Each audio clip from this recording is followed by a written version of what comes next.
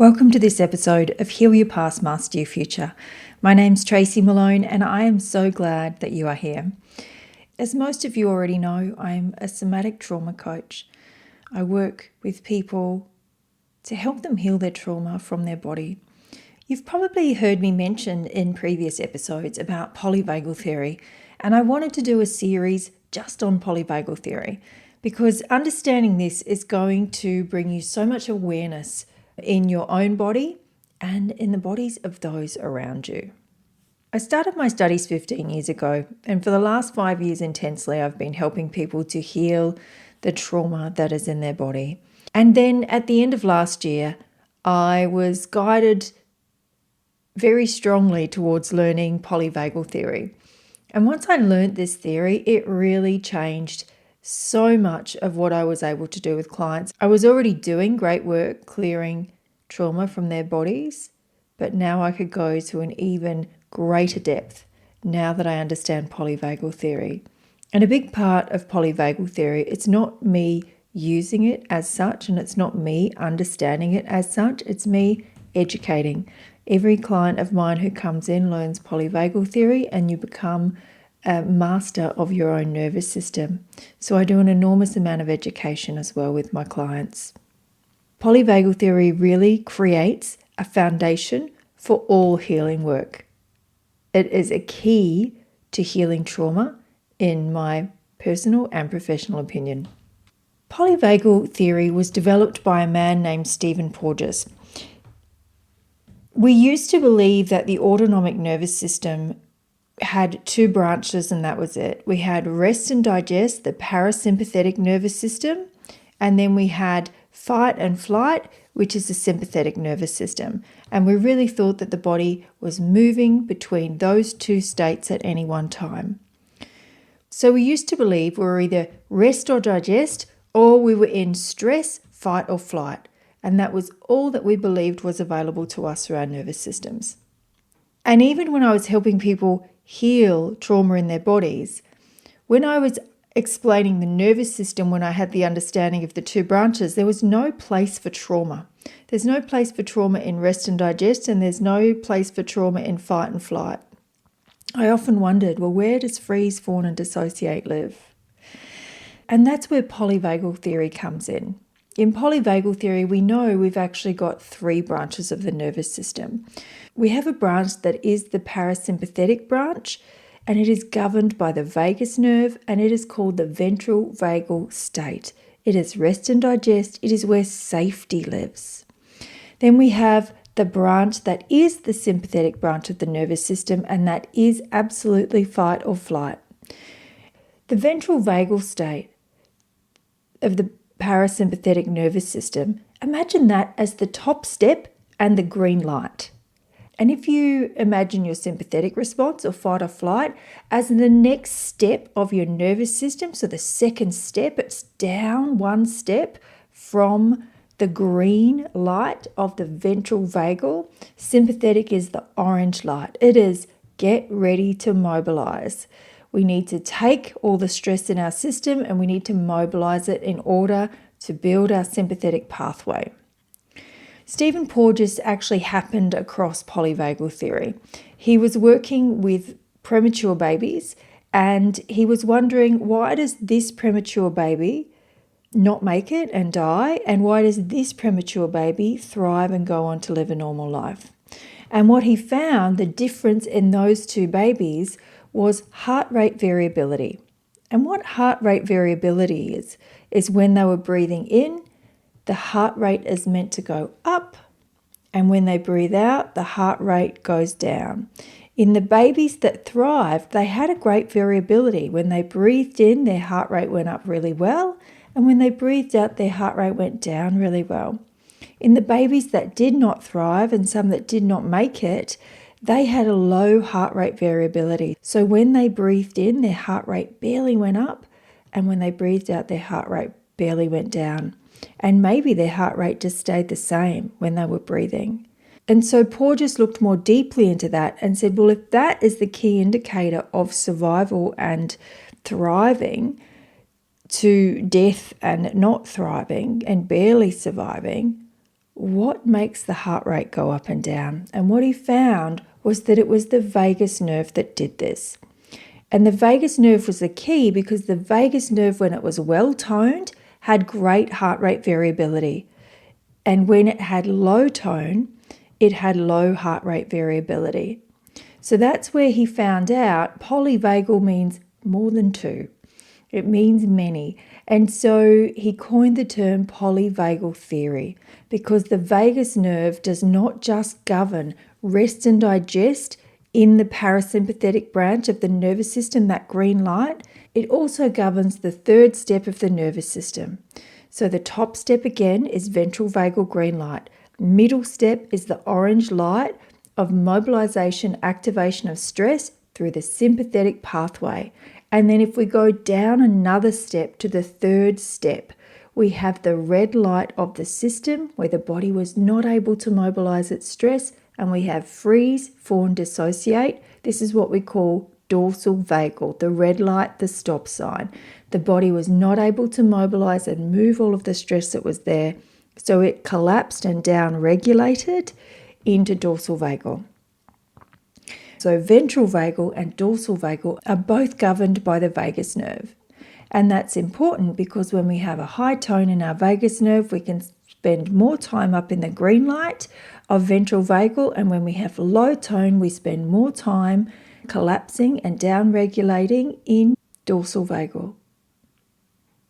The great news is that with some somatic practices and exercises, you can learn to build your pathways, build your vagus nerve so that when your body upregulates out of dorsal vagal and it steps onto your sympathetic platform, you've got a large enough platform there for your body to then upregulate with that strong and toned vagus nerve back up to ventral vagal.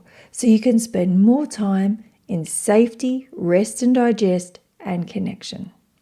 What's really interesting about the vagus nerve is that in Latin, vagus nerve means the wanderer. The vagus nerve governs rest and digest, safety. It also governs our want and need to socialize and connect with others. So if you're somebody who likes to isolate yourself, to feel your feelings, if you don't like socializing, if you see yourself as an introvert, the chances of you having low vagal tone are very high.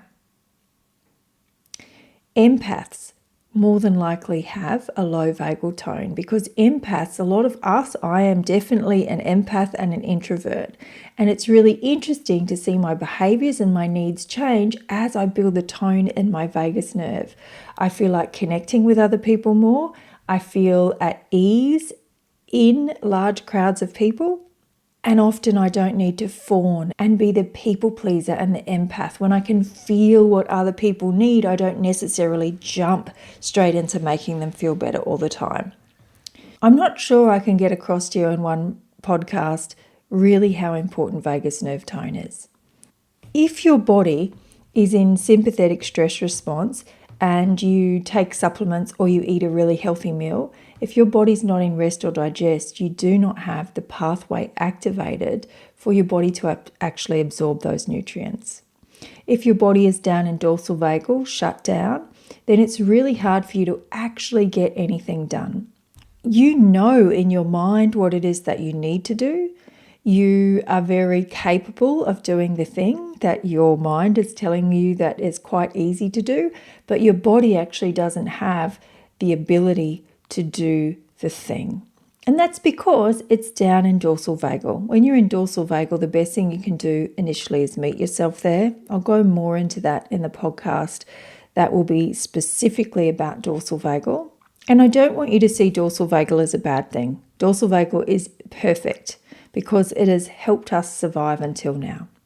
There's so much power in understanding these three steps of the nervous system.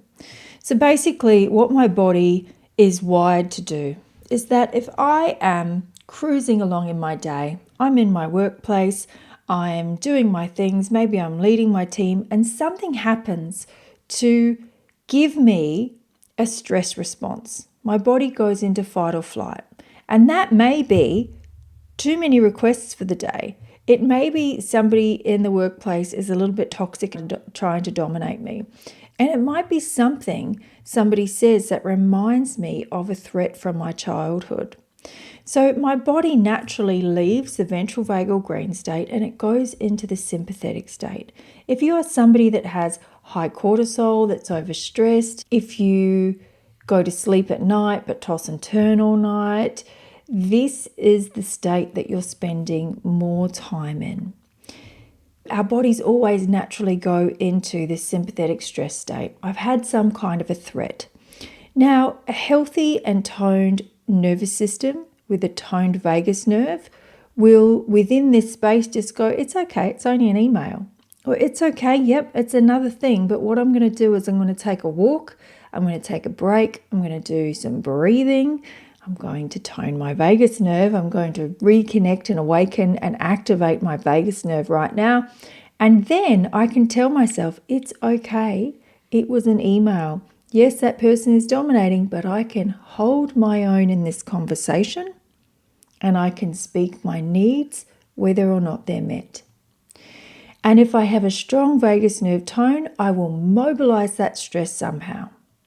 I will activate my vagus nerve. I will initiate fight or flight. I will take the energy of fight or flight that has entered my system, the cortisol that's entered my system through activating my sympathetic stress state. Maybe I'll stand up and go for a walk. Maybe I'll do some deep breaths. Maybe I'll walk while taking some deep breaths. Movement is great. If you see this middle step as stress and fear with mobilization, then you'll understand it more. It needs movement. If you are unable to mobilize the stress in the middle stage, your body doesn't have a choice other than to downregulate. Think of all the energy that you build in your body in a stress state. It's a lot. And we'll do an extreme case here. This reminds me of a story from my childhood when this man who was in his 60s drove past a car accident. A friend of mine was in a car accident and her car had flipped over. And this 60-year-old man with really bad knees was able to lift the car and right the car himself. Had he tried to do that 3 hours later, he wouldn't have been able to do it. Had he tried to do it the next day or any day for the rest of his life, he would not have been able to do it. Why can people find that amount of strength in those moments? It's because their sympathetic state has been activated. They have gone into fight or flight. Adrenaline floods through our body and it gets us ready to do what it is we need to do, fight or flight. So think about the amount of energy. If you can put a shape to the energy and a size to the energy that happens when you enter fight or flight, if you do not mobilize that energy, it gets locked into your nervous system. This is why people go into shock after they have big frights, because they weren't able to mobilize, they weren't able to fight, and they weren't able to flee. Their body was ready to activate and mobilize, and they didn't mobilize, so they can go into shock after big events if they weren't able to mobilize. So all of that energy that happens when you go into fight or flight, imagine that now getting squished and jammed and tucked into something the size of a little ball. And then it gets locked into your nervous system somewhere in your body. And then your body downregulates into dorsal vagal. Shut down, fawn, freeze, dissociate. Why do we shut down, fawn, freeze, and dissociate? Because we have not dispelled the stress energy, so our body does not understand that we are actually safe now. Because we've given it no indication. It's like we haven't fought and we haven't run. Therefore, the threat must be still in front of us. We haven't been able to flee, so we will shut down and we will become small. We will freeze. We will say nothing and hope they go away. We will fawn. I will make you feel better so that I can have the safety and get out of here as soon as possible. And I will dissociate. If none of those things are working and I'm still not okay, I will literally leave my body and leave my body here to deal with the thing. This is why so many people do not have memory of traumatic experiences, because they dissociated at that point in time. It's a lot, isn't it? Now that ball that's tucked itself down into your nervous system when you've gone down into dorsal vagal, unless you've mobilized it since that event that's happened, no matter what that event was, big or small, it's still in your body. And that's why, as a somatic trauma coach, I am trained and I support people to actually start mobilizing those little balls and allowing them to complete their cycle and release from the body. A regulated nervous system is one that's doing what it needs to do. There is so much I see in social media these days where people are talking about a regulated nervous system, and that means a calm nervous system. And that is simply not true in polyvagal theory. A regulated nervous system in polyvagal theory is one that is doing what it needs to do and meeting itself where it is at. It doesn't mean a regulated nervous system is only ventral vagal and that's it. A regulated nervous system is one that when you drop into sympathetic state, into your fight or flight, you are able to activate and mobilize that. So if you are feeling anger and you need to fight with somebody and have your say, you can learn to do this in a safe way. It does not need to be aggressive and domineering. Then you are activating and mobilizing your fight response. If you can say to somebody, I actually need a break right now and I need to go for a walk. I've got a little bit too much energy in my system and I'll be back in 5 minutes. Can we continue this then?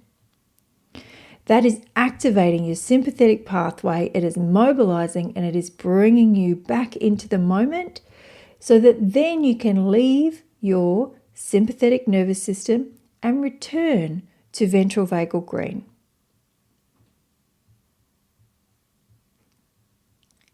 If your sympathetic pathway is activated and you mobilize it, crying, releasing anger, stored things from the past, if you are feeling and expressing the emotions that you're feeling, you have a perfectly regulated nervous system. If you're feeling like you're sad and needing to cry or really angry and wanting to burst and you're telling yourself, no, we're not going to get angry, no, we're not going to cry, no, we're not going to show this emotion, then you're asking your body to leave the sympathetic state and go down into dorsal vagal.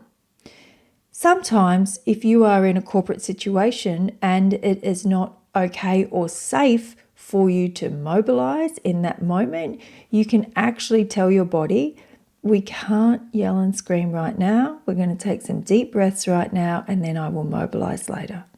And then when you get home and you are in a safe environment, you can then express all of the big energy and feelings that were coming into your body. You can express them and then you can complete the sympathetic cycle so that your body can return back to ventral vagal.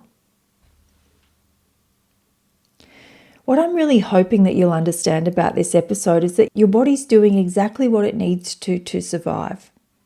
You've been in situations where it is not safe for you to mobilize your stress, so thank the creation of our nervous system for having dorsal vagal available to us. If we did not have this third step of the nervous system available to us, we would not be here today, most of us.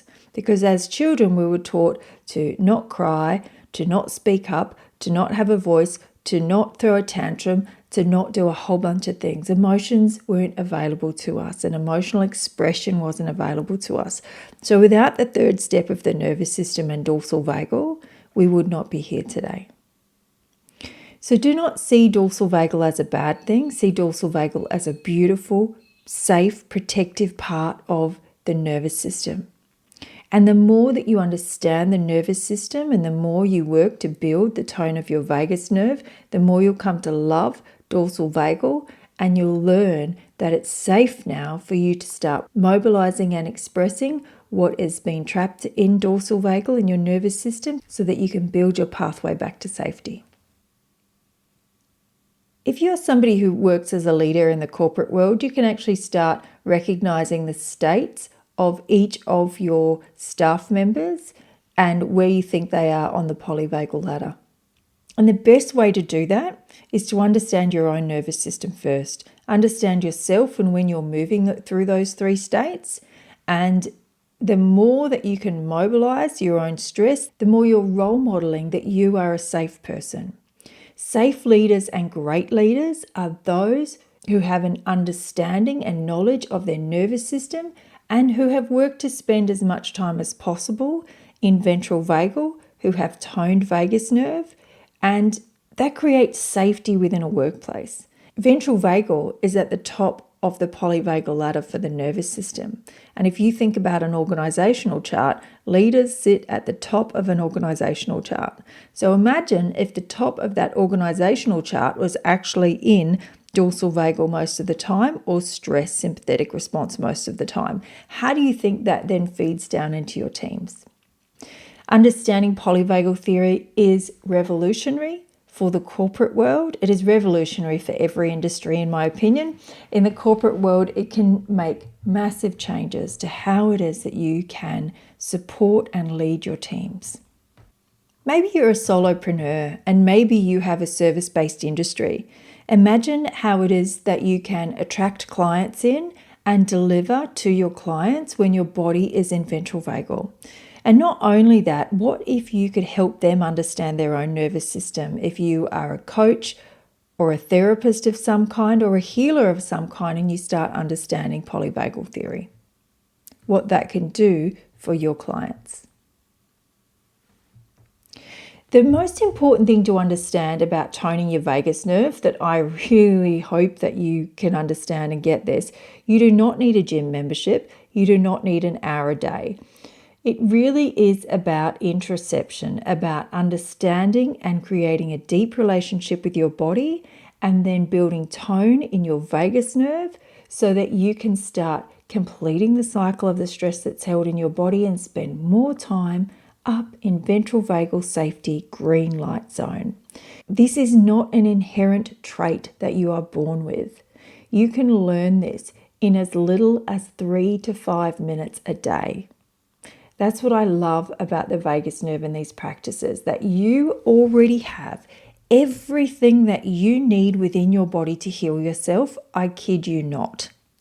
You're going to see more and more about the vagus nerve coming into the world now, because so many therapists, coaches, and somatic coaches like me understand the importance of the vagus nerve to do with absolutely everything. And this is a skill that can be developed. So we've had a look today into the polyvagal theory.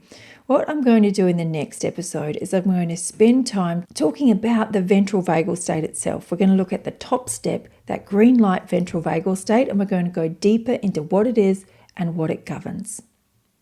If you are ready to start healing your vagus nerve, there are many ways that we can connect. I have a course and it's called Release, a 6-week journey to let go of tension and trauma from your body. By week 6, you're going to have a beautiful set of exercises that you can do daily to help you build tone in your vagus nerve and help you to really release trauma from your body.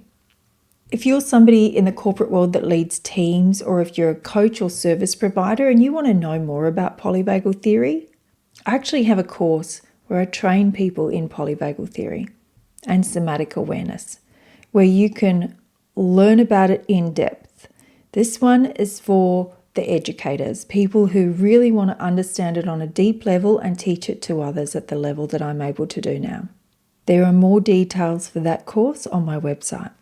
So you'll find me on socials at XO Tracy Malone. You'll find my website, tracymalone.co.